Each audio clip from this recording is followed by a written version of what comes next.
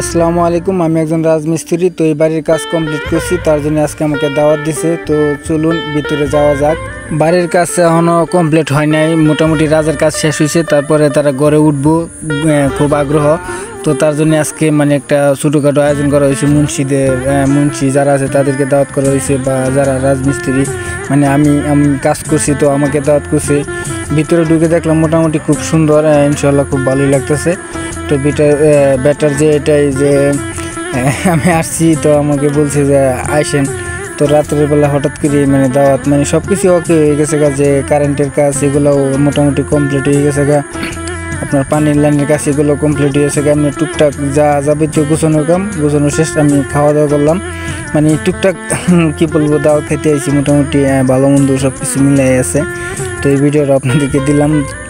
তো মানুষের আশা থাকে যে একটা বাড়ির কাজ করলে তাদেরকে বা একবেলা দুই বেলা তো খুশি মনে খাওয়ানোর জন্য। তো এটাই হয়েছে, মোটামুটি খুব ভালো। আমাদের আদর আপ্যায়ন খুব ভালো করছে। ইনশাল্লাহ ওনারা সুখী হোক, আরও ভালো হোক ইনশাল্লাহ। তাদেরকে আরও আল্লাহ ধন সম্পদ আয় উন্নতি দিক।